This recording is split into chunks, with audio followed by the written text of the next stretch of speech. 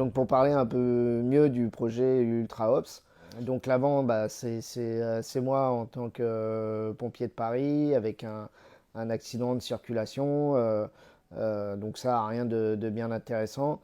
Euh, mais voilà, au moment de la blessure, et c'est là où les choses deviennent finalement intéressantes, c'est que c'est la succession de choses improbables.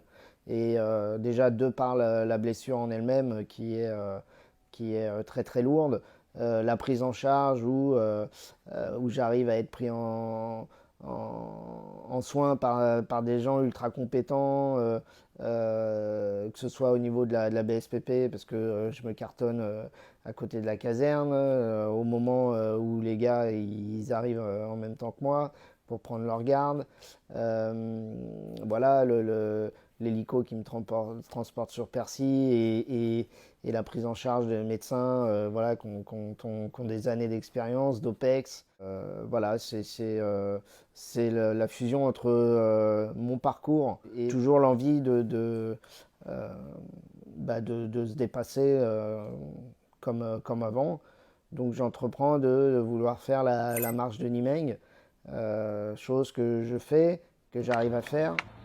Donc moi, à l'issue de cette marche de Nimeng, je me dis, bah tiens, j'aimerais bien faire une traversée de désert.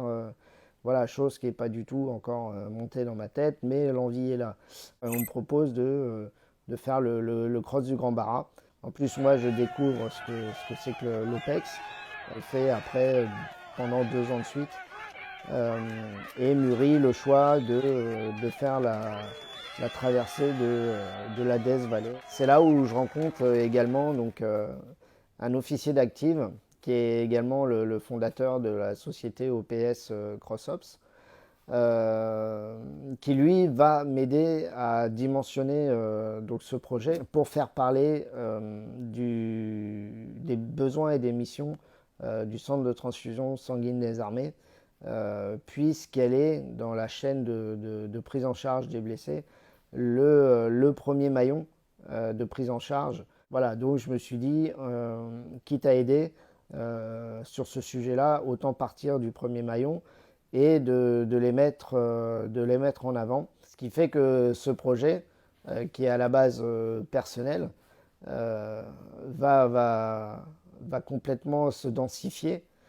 De un, on va passer à 7 blessés issus des forces spéciales de chaque armée, donc terre, air, mer, et des régiments assez particuliers comme la Légion étrangère, la BSPP pour moi, le GIGN pour la gendarmerie et le service de santé des armées. Et de 7 blessés, on va passer à une équipe de 14, tous issus des armées. On a eu le défi pour le monter. Et là, on a un deuxième, ça va être de réussir à faire la traversée parce qu'on est sur 270 km en mode dégradé, sur des températures qui avoisinent les 50 degrés à l'ombre, sur donc 13 jours de traversée. Et donc ça représente à peu près un semi-marathon par jour. Voilà, avec un couchage en bivouac, un très gros relais logistique. On est parti quand même sur 2000 litres d'eau sur la totalité de la traversée, ce qui représente à peu près 140 litres d'eau par jour. Toute la partie nourriture avec lyophilisé, voilà, on a essayé vraiment de mettre, d'oublier aucun détail sur ce projet.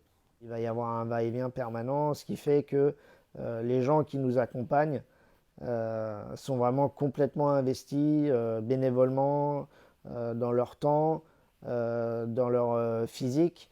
Il y a aussi le côté, parce que pour eux aussi ça va être dur, donc le moral, la condition physique, tout ça a été mis à l'épreuve également à l'occasion de stages de préparation en Corse, à Tours. On est donc appuyé sur le sol américain de par l'ambassade de France qui est située à Los Angeles. On a prévu une petite commémoration au 11 septembre juste avant notre départ dans la Death Valley. Au moment de l'arrivée, on sera accueilli par la ville de Baker avec les pompiers, Madame la maire. On aura du sponsor aussi qui sera sur place.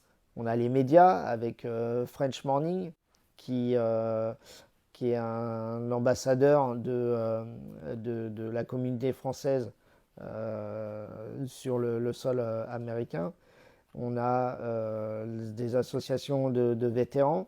M6 sera également présent avec nous, donc en mode dégradé sur le parcours pendant 2 jours. Le projet UltraOps s'inscrit donc dans une dynamique sur plusieurs années.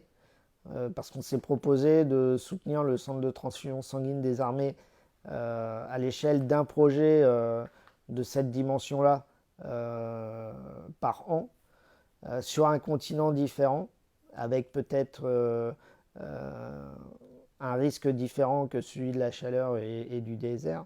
Dans l'après, on imagine aussi, pour être force de proposition également, aux opérationnels de maintenant vers qui on pourrait apporter notre expérience finalement de valide, de blessés et de blessés qui continuent à servir l'institution.